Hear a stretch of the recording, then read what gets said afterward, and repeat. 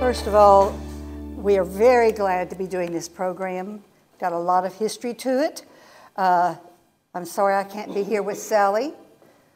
As you can see, the Grapevine History Queens is missing my key element of my program with me, and that's Sallie. And perhaps you know she had the back surgery. Today she was supposed to be going to rehab over in Denton and be there for about 2 weeks and maybe be out of sync for about 6 to 8 weeks. She had surgery on her spine at the T, 9, and 10. So go look that up on your Google. I have gotten a card that I put back on that table, and everybody in here, if you would just take the time, not in the middle of while I'm talking, but if you would take the time and sign it. I did it myself so I can make it big. So I can make it big enough so that way everyone could sign. You can't write a letter, but you can sign it, and I'll be sure she gets it because I go over to Denton quite a bit.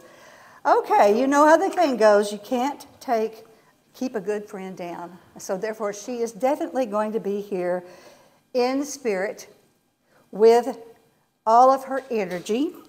And I brought her tiara.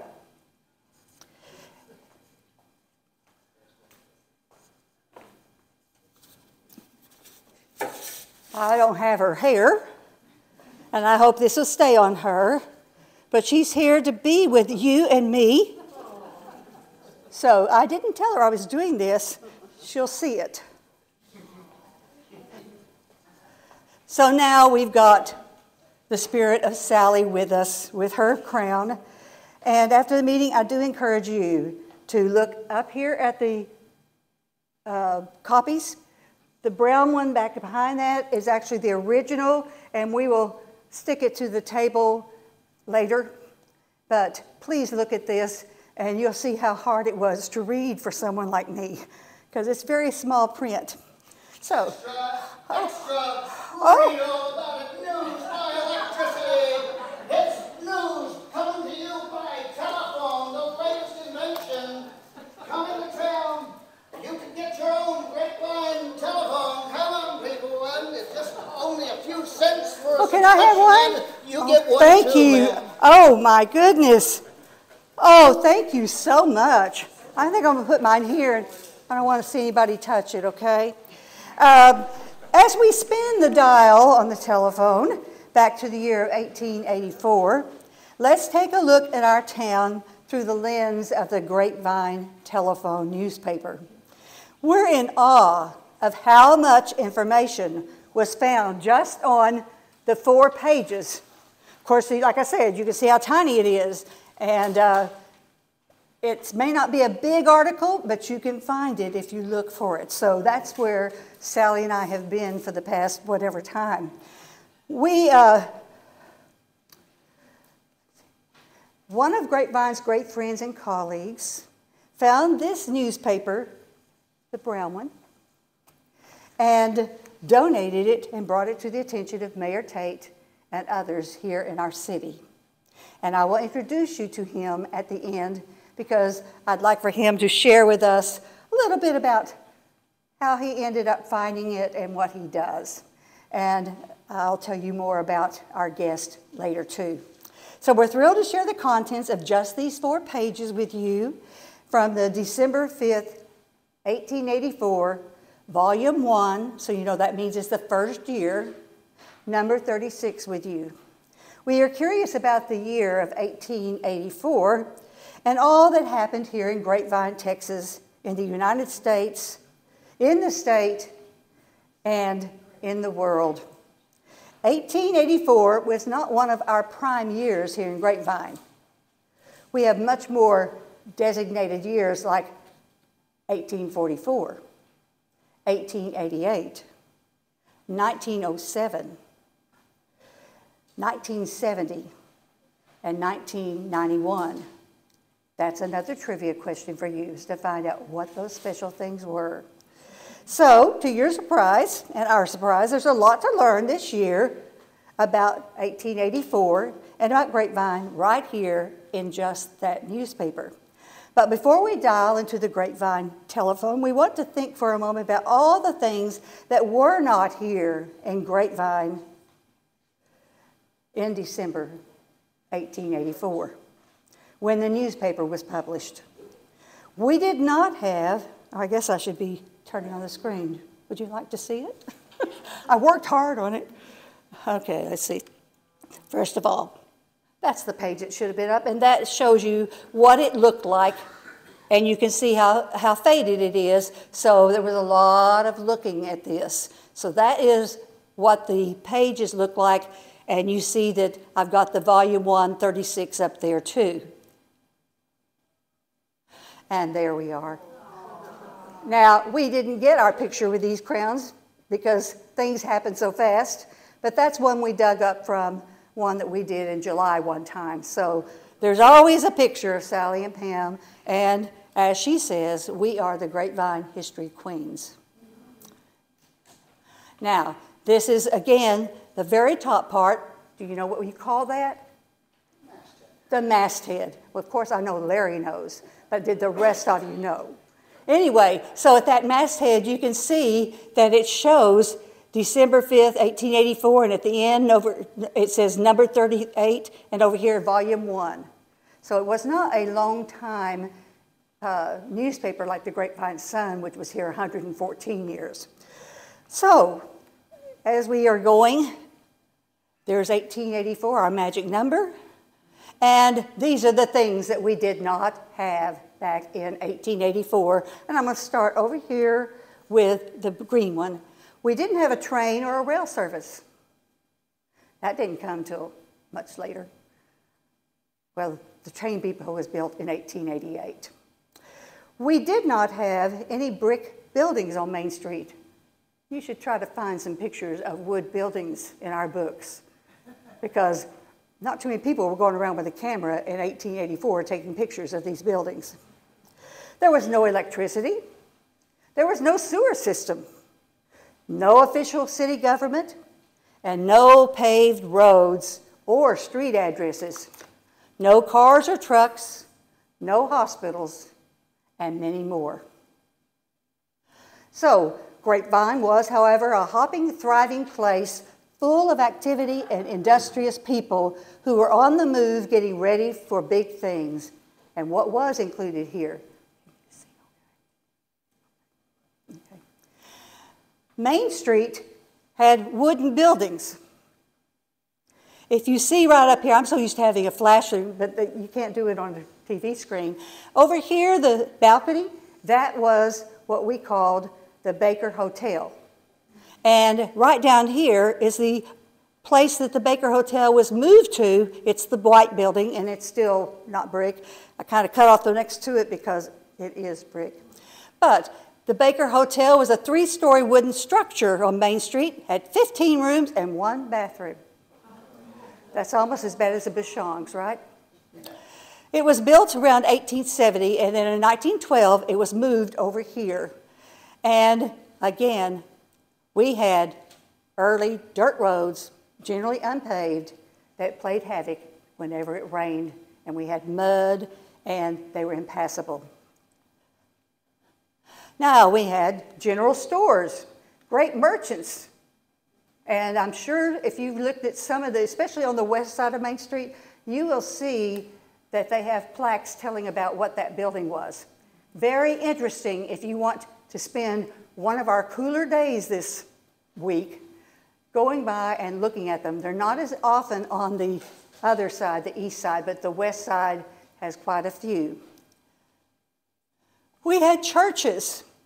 Over here on the right was the group of women for the Methodist Church. And over here on the left was Lonesome Dove Baptist Church. Then we had school. This is the Grapevine Masonic Institute from 1869 to 1886. And one of the buildings right across from Bermuda Gold is the place where the Grapevine Masonic Lodge meets.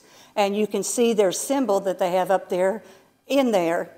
And it opened on September 1st, 1869 for tuition students. It wasn't free. But orphans of Master Masons were admitted free. Now we have another Masonic orphanage that was in Fort Worth that the father of one of my high school classmates went to, and a book was written about those boys. And it's a fantastic book if you like to read about successes. And these were the scrawny little boys that were playing all the rich kids, and they went to state. So it's a really good book. This is Reverend E.N. Hutchins. He donated 5 acres of land on East College. Now, if you've ever been down East College, it's no longer got anything in it, but on the right-hand side, you can see where there was a winery, and that's where this school was located, and it had, not dorms, what do you call it, boarding house type of living. And this sign is the sign about the Masonic Lodge 288, which is a wonderful history that we had presented to us once. And it talks about the same thing that I showed over there. Now, the Grapevine Globe. We thought that we were finding a very early newspaper, but we found out that the Grapevine Globe was the very first newspaper in Grapevine, and it was in 1882. This newspaper is 1884, but there was one in between the two of them. Now, that's the masthead that's from the original paper, so you can see it's kind of chewed up, but gosh, can you believe we still got it? Okay, the Grapevine Telephone seems to actually be the third one. It lasted till August of 1885, so it was not here very long. Its publisher and proprietor was Thomas Jefferson Jenkins. I don't have a picture of him, but this is his father, Eli Mathis Jenkins, who was a prominent merchant, and he also had a bunch of children that I'm going to talk about. So he was the one that started, well, he had a general store that the first post office was in 1858. Okay. Now, look up there at the Grapevine sign. Elevation 646, and, you know, you can do a lot with a computer. The population at this time was 550. It wasn't larger at all. The Fort Worth and the Grapevine line is not a train. It's the stagecoach line, and it went between Fort Worth and Grapevine. And you will see that sometimes, certain days of the week you were going one direction, certain days of the week you were going the other direction. The daily stagecoach traveled at a rate of 5 cents per mile. So you need to calculate that, figure out how much money you had to have. So you see, in 1884, we were really hopping. Now, up here, mentioned in the Grapevine Telephone, were people who you might recognize, or at least may have heard of them before. This first one, M. Hamilton, he was the undertaker. He knew the Faust real well. In fact, they bought off, when he went out of business, they bought off all his coffins. And the coffins were either made of walnut or rosewood. And the quote on the side says, "He keeps on hand all sizes of walnut and rosewood coffins." And then we have one that I'm sure you've heard of, and that is Zachary Taylor Wall. Pardon? Okay. Anyway, he is related, of course, to Tommy, okay? And that is his business card. And I don't know how you can see this bottle, but that is a Wall drugstore. But his son, Clifford Jenkins, the brother of B.R. Wall, also worked there. And that is the bottle that was when he was the pharmacist there. So we are fortunate to have pictures and actually have some, or not a lot, but some. Now, we had other people. A.M. Quayle, and he was a farmer. He was a hotelier. His brother was the Quail that you think of with the Civil War. We had E.J. Lipscomb, one of many Lipscombs. We actually have his bench in our museum. We got it from Sandra Tillery Bass. So if you come in there and you want to sit down, you're sitting on the bench that used to be in Lipson's dry goods store. Then we had Dr. W.E. Doris. He's a physician and a hardware and agricultural merchant. And his son, Thomas Doris, is the one that lived in the house that's over there on College Street that's considered to be haunted, if you've ever heard any of those stories. We had Dr. W.D. Lipscomb and Dr. Will B. Davis, Charlie Estel, a merchant, lumberman, builder, H.B. Saunders, a merchant. Saunders and Sanders, they get all commingled. I know one time I was talking with Michael Patterson, and if you know him, he's a very, he was marvelous with all the names and things that went with the Civil War. He did some headstones in our cemetery. And I was asking how to spell one of the names. Her name was Molly. And I said, well, which way do you spell it? And he said, everybody spelled everything different ways because people didn't know. They spelled it by how it sounded. So you may see a name in your genealogy that 3 people have written different ways, but it's still the same person. That's common. Then we have J.E. Faust over there on the right. He had a grocery store, and later on, where a time for good, what is it, a time for good seasons or whatever. Anyway, that building was later on the Faust Mercantile, but not in 1884. Down here at the bottom, some of our prominent, which we've mentioned some already, merchants. We had George Emmanuel Bushong. That is the father, the one who lived in that house. We have Bart H. Starr, who was our first mayor. We have Keebler Miller Van Zant, and he was a merchant, an entrepreneur, a railman, and he was responsible for helping to bring the railroad to Grapevine. He was also a Fort Worth banker. Then we have J.E.M., his name was June Yates.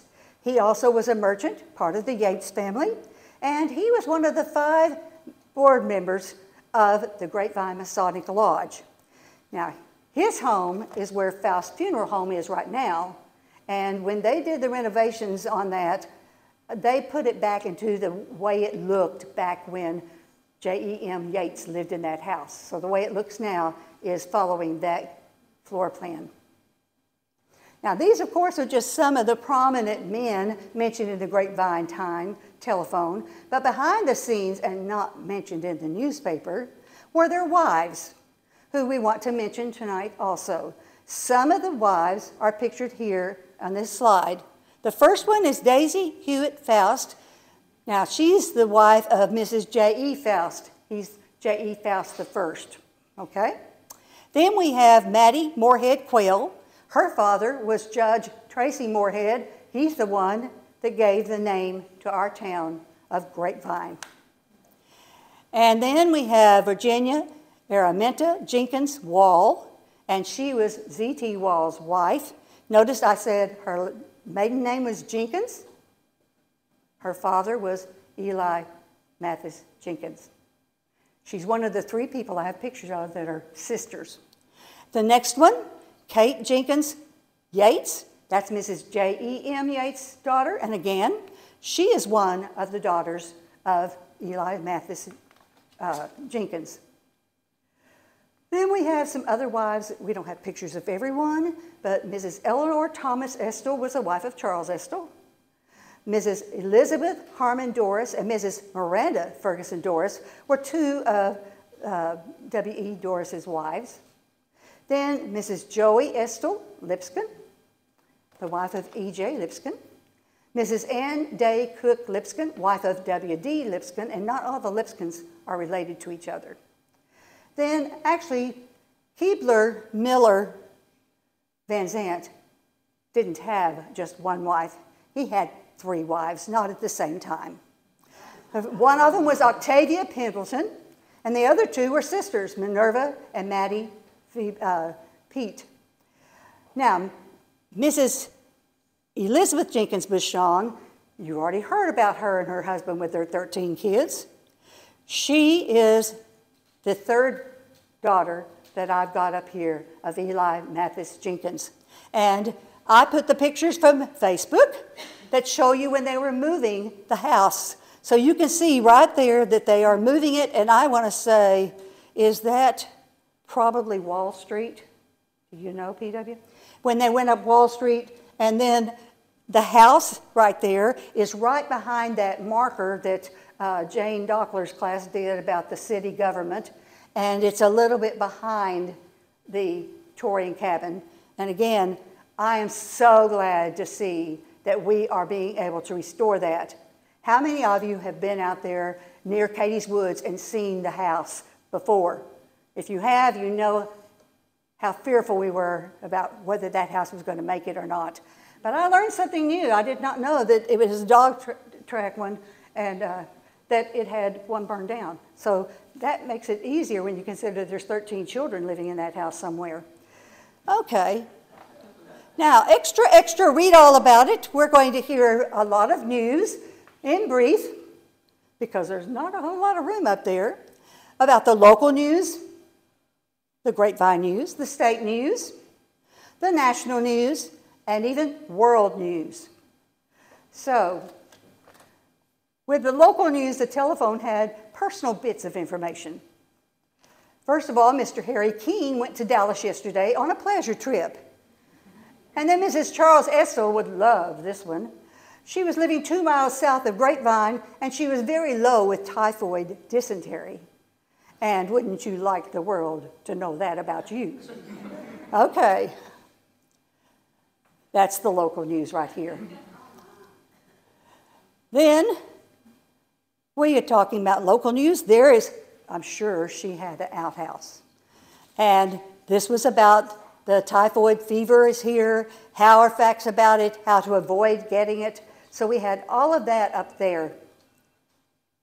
Now we're going into the state news. Georgetown had a 3-horned steer. Now Sallie got this picture, and I don't know where she found it, but it looks to me like it, I'm sure it has to be edited, but I can't see that it looks that bad. Anyway, there's your 3-horned Longhorn. Can you see the third one in the middle? You're not going blind, are you? Okay. Then we had Weatherford. Weatherford claims to have the largest sweet potato, weighing in at 10 pounds. Yeah, do you want to eat that one? Then this one's interesting. Fort Worth had opium dens. And Waco was complaining of an overreduction of tramps. So they said, send them over to Fort Worth to increase her population so that she can outshine Dallas in crime, at least. So the Grapevine Telephone was pretty spunky. Now, all the 4s and the question marks. Hill County had elected 4 one-armed candidates for public office. Did you hear that? 4? You might be wondering why. Well, that's because 20 years ago, we're talking about the Civil War. And so these were veterans who had been injured. So it solves that question right there. Then we see that there was a report announcing that a giant cotton mill was being built in Waco. Also announces that the state had Texas beef and the Texas lumber industry, especially in East Texas. I grew up in the Panhandle. We didn't have any lumber yards up there except what they got from someplace else. Then on this map, you can see they have bales of cotton, and you can see the little cotton ball down here. Now, the reason why the red is bigger is because I couldn't get 2 of those little, whatever, in there together, because Waco was in McLennan and Temple was in Bell, and the 2 counties are right next to each other. So I just put them together. And Gainesville's up there on the border, close to the Red River. So Gainesville shipped 16,500 bales of cotton so far at that time. Waco had shipped over 30,000 bales of cotton. And Temple talks of building a cottonseed oil mill this winter. Now we're talking about 1884. Now, this is interesting. An effort was made to reopen the gambling houses at Galveston that were closed by municipal authority for the past month. The police had arrested the proprietor, D.G. Bronson, and closed the house. And this one, the Grapevine Telephone reported that 50 men broke into the jail at Montague, up by Montague and what's the one with the N? Nocona. And they released 12 prisoners. And the Texas Express office was burglarized at Bryan. 15 prisoners in the Tyler jail had just escaped. And this is one of my favorites. I love Texas history. There is a complete account from 1875 of how the Texas state capitol was financed and built involving 3 million acres of land in the Texas Panhandle. That's near Dalhart. But mine, I said, 3 million acres. It wasn't just Dalhart, it was all up there. Our state capitol building is second only in size to the one that is in Washington, D.C., our national capital. And it is considerably larger than the English Parliament over in London. Our foundation is 6 feet thick, and 1 additional foot was added to support the dome on it. Now, this is something that I really like. This became the XIT Ranch. Now, maybe some of you were born knowing what XIT stood for. I had to learn. It was the largest fenced-in ranch and one of the most famous in the world. And it got its name because X is the Roman numeral for 10. And this ranch was in 10 Texas counties. So X for the 10, I for N, T for Texas, XIT. So it's not just a weird name, it has a purpose to it. Now, in 1884, the population of Texas was 2,215,700, an increase of 155,000 per year. The national news printed in the Grapevine Telephone. The value of money in 1884 in the United States in paper and coins totaled $1,800,000,000. The U.S. population was growing. It was estimated to be 14 million, and in 1884 there were 300 cities with over 8,000 inhabitants. The Mennonites in the Dakotas, because at this time they didn't split into North and South, they introduced a steam plow, and that is doing as much work as 7 men and 14 horses. So you know how welcome that was. Now, there was an account that up there in Nebraska, wild stallions from all over, probably the western side of the United States, were being brought to Nebraska. But the herds are no longer there. It's not like we have just all the wild mavericks up there. And it says, "Can you see me now?" In Chicago, they were considering giving school-age children eye exams. Now, here is some world news that we have.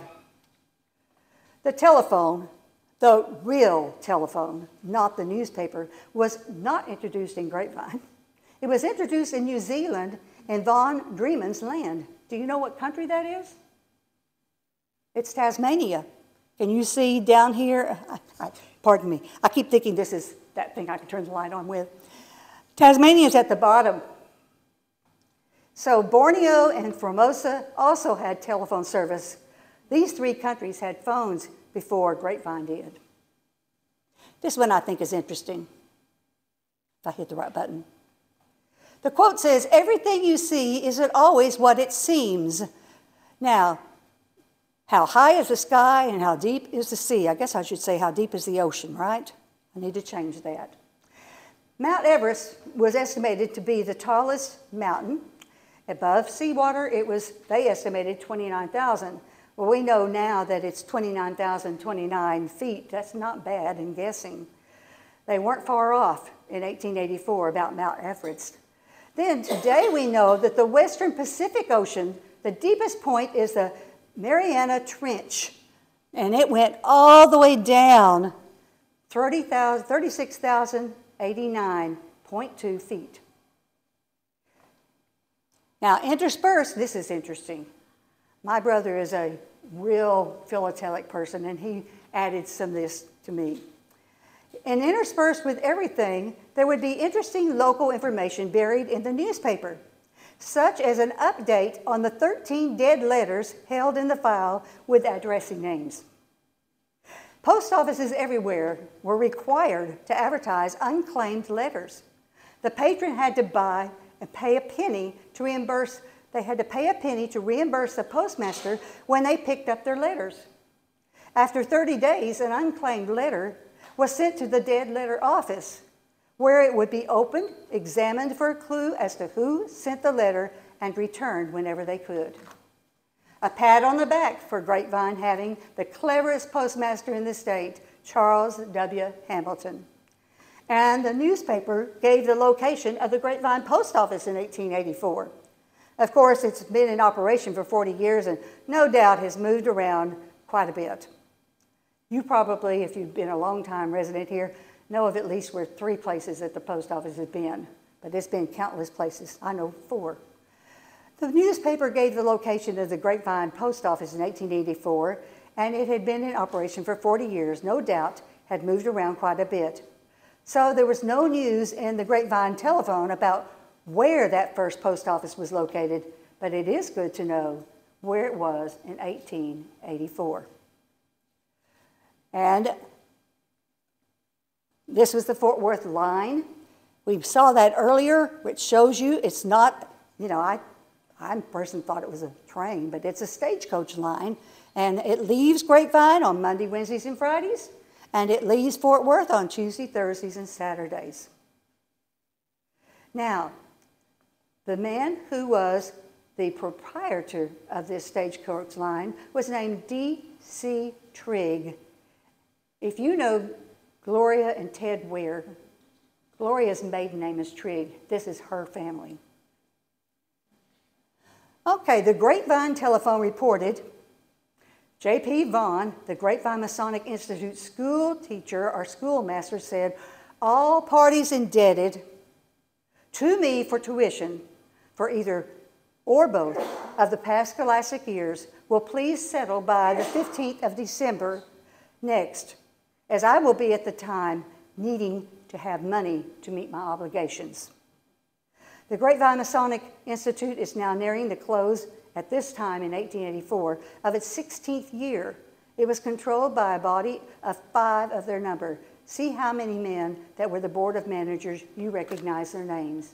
A.M. Quayle, E.J. Lipscomb, J.E.M. June Yates, Dr. W.E. Doris, and J.B. Andrews. Have you heard some of those names already? Okay. I just put them up there. I didn't want to give it to you free. Then, continuing his speech,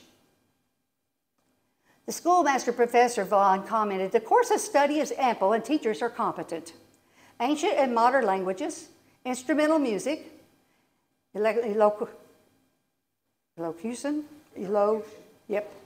speaking well in public. In calisthenic terms, they were very reasonable. Tom Jenkins said, pay your subscriptions to the telephone. We trust that those who are owing us will consider the fact that a newspaper at $1 is very cheap and economical, and it should be paid for promptly. If we were getting $2 for the telephone, we could afford to send it to you on credit. But we can't do that at the present time. Those paying their subscriptions, just like we said earlier about our beautiful Grapevine area history book, they will receive a book. The book is a treatise of the horse and his diseases, and you know you want that book. Regarding the illnesses, typhoid fever was a serious problem in 1884. We all know about Mrs. Estel. You get that from contaminated water, and there wasn't a hospital here in Grapevine. In the Grapevine Telephone, there were 2 accounts reporting that Dr. L. McCary, who had been very low with typhoid fever at the boarding house owned by insurance agent E.R. Broadman for the past 3 weeks, is improving. Insurance agent E.R. Broadman also advertised in the paper. And you'll see on this side, it's really hard to read them. Just take my word for it. And I've tried cleaning them up, believe it or not. It says, insure your property. Have your dwellings and something, whatever, fire, lightning, and storm when you least expect it. E.R. Boardman, agent, Grapevine, Texas. So he evidently owned this boarding house too. Secondly, it was announced that Mr. John Logan of Rome, Wise County, Texas, is kindly attending Dr. McCary while he is sorely afflicted with this disease. The doctor came to our place but a few weeks ago, and shortly after his arrival, he was prostrated with a malignant fever from which we hope he will soon be liberated by a complete restore to health. Mr. Logan and the doctor have been friends and acquaintances for several years. There is something extremely beautiful and commendable in that man's character, who will so closely and eagerly look after and supply the wants of a sick friend.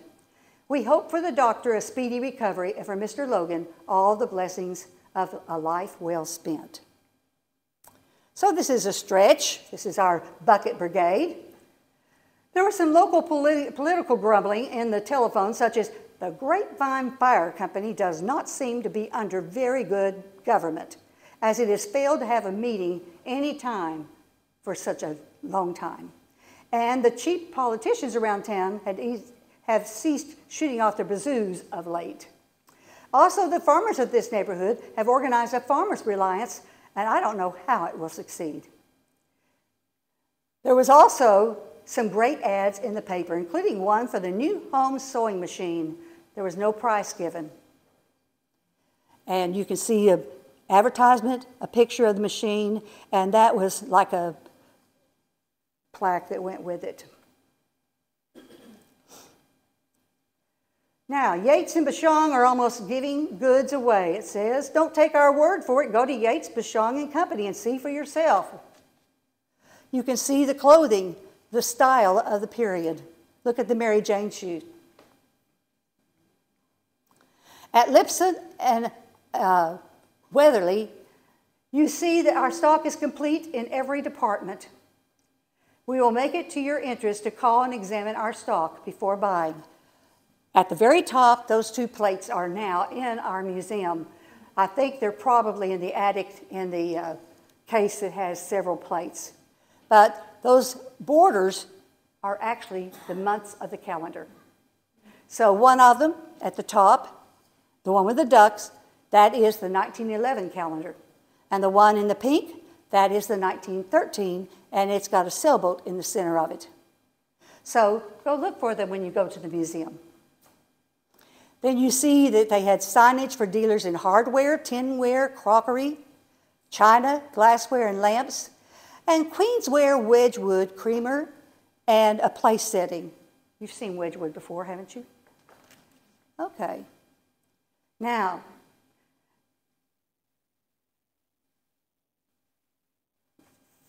I guess I left that slide out.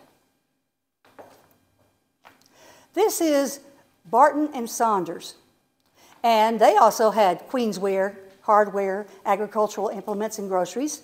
And this is the Schutler wagon, and you see that there's also a buggy, and that was something that they put in to sell.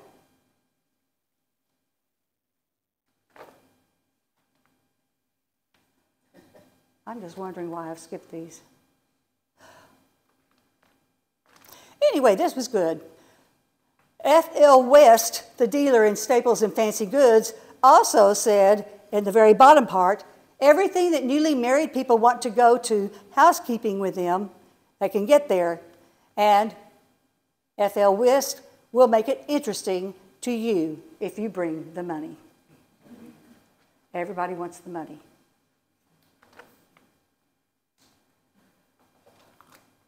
I'm really confused.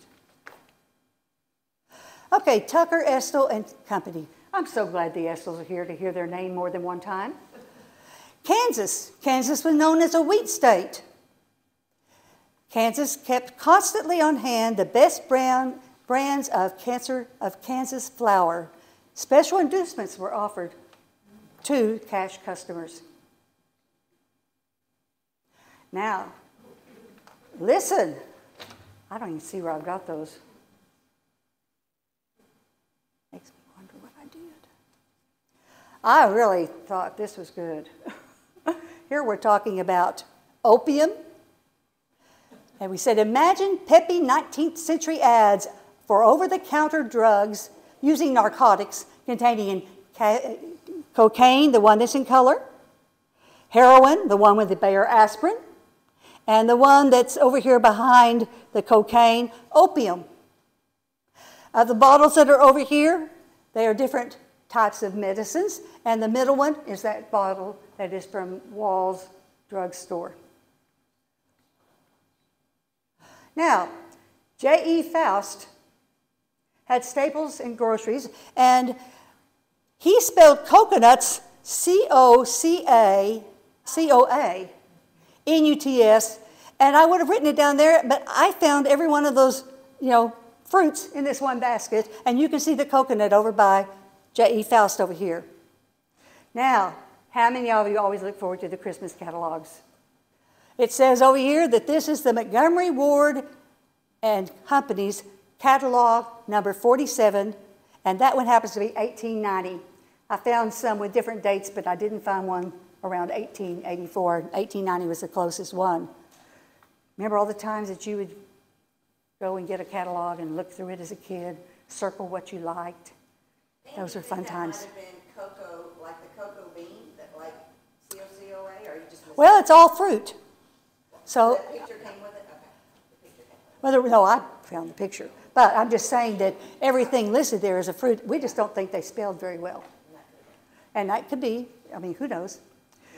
Okay, you could pay 8 cents for postage to get a free catalog. The catalog listed 10,000 items and was the largest catalog to be published to date. And Monkey Wards had a wonderful guarantee. If any of your goods are not satisfactory, after due inspection, we will take them back and refund the money paid for them. For some people, it was said that the catalog had other uses. Well, whatever. How many of you ever called it Monkey Wards?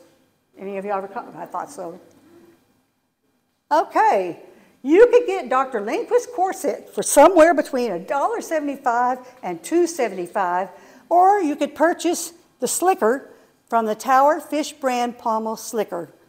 And that was what you saw, like the cowboys wearing, that it covered the saddle as well as the person riding the saddle. The Grand Charter Oak Stove, the best of all. Now, at the bottom here, it says in 1857, an oil on canvas painting of the Charter Oak tree was painted by artist Charles de Wolfe Brownell. The tree was revered as a symbol of freedom and self-rule. The man who invented the Charter Oaks, the Americans' favorite cooking stove, was Giles Philly, and it was invented in 1880s, and he named his wood-burning stove after that tree. Okay. Do you like that picture of Thor? I saw that someplace. For some reason, my pages are out of order. Anyway, there it is. This says a motor washer would cost $9.75 or 95 cents up to $89.75, depending on if it was hand, motor, or electric powered, whichever you could purchase. And the Thor vacuum cleaner, notice it's got the cord on it. It was available for $35, which in today's money was $1,121. Remember, you had to have electricity to make this work, and according to our Grapevine area history book, we didn't have electricity here until 1910. But a housewife could dream of a Thor. So there's her dream right there. Now, It was local news that readers of the Grapevine Telephone wanted, and here are some of the more newsworthy stories mentioned. Fresh sage and saltpeter are available at ZT Walls Drugs. This month is a holiday time because this newspaper is December 5th. But you have to wonder today if this ad was talking about cooking purposes or medicinal purposes. This is exciting. New Orleans Exposition was in 1884 and 1885. It was also called the First World's Fair and even the Cotton Centennial Exposition. And that was in New Orleans. Now, I have, and I would have brought it, but knowing me, I would have broken it. I have a little creamer that's crystal with red, the ruby paint, and it says it was given to my grandmother by her mother, and it says to Fannie Mae from Mama, and it has the date for that one. And I treasure that. When I told the girl cleaning my house how old it was, she said I would not clean that shelf. And I was kind of glad. Anyway, the Mother Hubbard dresses. Now, fashion. The season for Mother Hubbard dresses is at an end. The Mother Hubbard fashion lasted only 4 years. The dress had a square yoke and the skirt or gathered portion fell loose from the front and back. Nothing very sexy about it. Husbands weren't real crazy about it, but you didn't have to wear that corset. Now, on the right-hand side, the Mother Hubbard dress was a forerunner of the Polynesian muumuu, a long dress having bright colors and patterns and adapted from the dresses originally distributed in Polynesia to civilize those whom the missionaries considered to be half naked by covering as much skin as possible. Now, there were more important news, such as the obituaries. You know, you're always looking for them. I have a friend that when he was in poor health, he said, I always look at the obituaries to see if I'm in there. So I always thought that was kind of funny. Mrs. Cruz over here, local death. She died and peace to her ashes. Go look and see if you ever see that in the obituaries today. Mr. William Glenn, he's the one that's, I guess I don't have one for his, but he died at 2 a.m. Tuesday and was buried on Wednesday. Mrs. Belle Brown is the one in the center, and she was from Smithfield, so she was a state death. This was a local death, and she died about 6 o'clock and was buried the next day at 10 o'clock. Now, what does this tell you? It tells you that there were no funeral homes with scientific services that were available yet in Grapevine. And this one right here is about a 14-year-old boy that was up in the tree gathering pecans, and he fell 35 feet and he died. So that's there. The national death. I like this if you're from Oklahoma. Captain David L. Payne, the famous leader of the Oklahoma Boomers, died suddenly in Kansas. He was attempting to settle the Indian Territory, and there was profound sorrow among his co-workers. So he was a well-liked person. And you know that Indian Territory was Oklahoma, where John has an aunt that was born in 1903, which she was born in Indian Territory. Okay. Besides having those, we had want ads for Bible and book salesmen and recommendations for the best holiday gifts. I probably got that one in backwards. Oh, I'm up here. Beware, Mr. Nash is setting out his bear trap. Mr. Nash says that he has a bear trap set for a certain young dude of Grapevine who had been trampling the grass to death in his pasture. So I bet they thought twice about that. Now, this is so cool. Sophronia, she had a birthday, and you were invited in the newspaper to come to her birthday party at her parents' house. How many events did they put in the newspaper? Because people didn't send out invitations. So I think that is a really cute little rendition for her. Crime, Texas News. Oh, this one I have to send to my brother. D.P. Baker, the postmaster of McGregor, and his deputy, James Hamilton, were arrested and taken to Waco Monday by Deputy United States Marshal Brown to answer an indictment charging them with the detention and destroying of mail matter. federal offense. The top one over here, that was when Mr. Merriman of Pleasant Run, which is over in Colleyville area, his horse was stolen. Then, this one I liked. The cattle rustlers were arrested in Fort Worth, and they were arrested at the White Elephant Saloon. How many of you been in the White Elephant Saloon? Okay, so I'm sure it looked a little different than it does today. Now, recommendations for the best holiday gifts. Remember, the date of this paper is December 5th, 1884. The Grapevine Telephone said that Webster's Unabridged Dictionary was the best holiday gift, a valuable gift, and a welcome gift. It has more than 3,000 words and nearly 3 times the number of engravings than before. So, we've got that. Now, this it's an article. It's called The Cheapest Way. And what it's doing is it's telling you about the fact that if you're a man ready to get married, why don't you save on the marriage fees and just go run away? But then at the bottom it says the cheapest way to elope, but you should stay and support our local merchants. So that was not necessarily what they wanted you to do. Now, we're talking about Civil War officers. General William Sherman. Did I get that okay? Anyway, he is up here, and it said he had habits during his campaign that were very simple. You can see over beside him is the flag of the North. And then down at the bottom is General Joseph Eggleston Johnston. He surrendered the Army of Tennessee to General Sherman at Bennett Place, North Carolina, April 1865. And if you look at that picture, it's kind of hard to tell, but the man that's about cut off on the left, that is General Johnston, and that's when he's surrendering to General Sherman. Okay, now we're back to medicines. Vegetable compounds, bitters, beard excelsior, herbal tablet supplements, iron pills, liver pills. And over here, you see these are the bitters. And you see that opium and whiskey had cures. Now, at the very bottom, you see the Dyke's Beard Elixir, which is for you to fix that beard.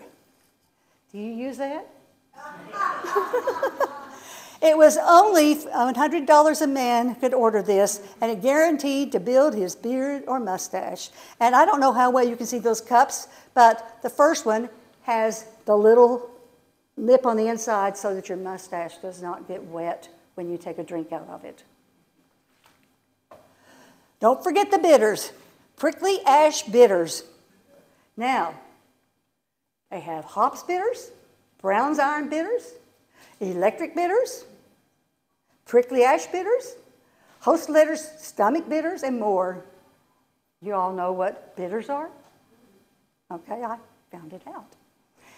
In pharmacology names, bitters was a liquid that is usually alcoholic or contains a bitter medicine. And bitters could be used as a tonic to increase appetite or as a flavoring, especially in mixed drinks. They can also refer to bitter medicinal substances in general, such as quinine. Then, the political scene. Oh man, talk about the political scene. I'll try to stay pretty focused here. Think of our current national politics. The political scene is something new. Well, think again. President Grover Cleveland won re-election after a non-successful term of office. Tom Paget's saddle, he had a saddle house in Waco. He made a saddle to send to President Cleveland. And over here it's talking about when he was the governor of New York. It talks about David Lamont was his popular private secretary. So you have all of that about the governor who became a president. Okay, here, this was a complete report on the state of the Republican Party in the New South in the Grapevine Telephone. Isn't it amazing that we got that off of 4 pages? And the Democratic Party was offering free guides for office seekers. The Telephone announced that Fort Worth is to have a new evening daily. It will make its first appearance next Monday. It will be Republican in politics, and point out Fort Worth Daily Gazette was the name. And it was an evening paper from 1882 to 1891. Now, this is some of the medicines. You see all the Carter liver pills, and you see the picture of the vegetable compound for the change of life. And this one right here, did I show this one to you before? Not exactly. Not exactly, okay. It says everything you see isn't always what it seems.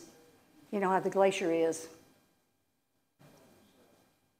And you're seeing Mount Everest and the Mariana Trench, which is the deepest part of the ocean. So one of the things that it says in here is it tells you, I'm trying to find that page. It tells you two quotes. Help the town and town will help you. In my mind, that says it takes a village.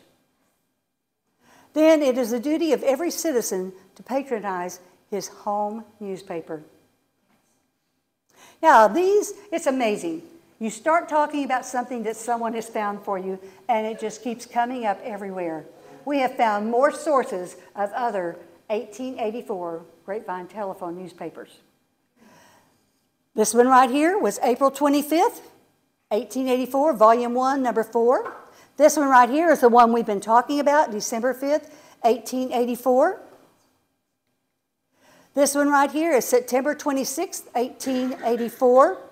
And that one right there, that is May 1st, 1885. Remember that it stopped in August of 1885. Now, something special about that is that belongs, and those of you that have been here long enough know who Mary Cowd Yates is, who's related to all the Yates. Well, she has that paper. If she had not had a reason she couldn't come, she was going to come tonight. She wants to donate that paper to the Grapevine Historical Museum. But she said it's inside a folder, and it's, you know how they disintegrate, so it's not in real good shape. But that was so exciting that she's found that one, and I'm sorry that we don't get to see her. Now, Pam, what? sorry, but how much longer do you have? They've got to prepare this road for I've got the part I'm doing right now, right here. We have Leslie Thunderhawk here because he is the one who found that paper. And this is his wife, Mary, who came. She helped Linda Lewis with the sculptures. Then we have Leslie, and that's a drum he's holding. And then we have their son, Benjamin, who helped with doing the prayers and the ceremony when we had the peace circle.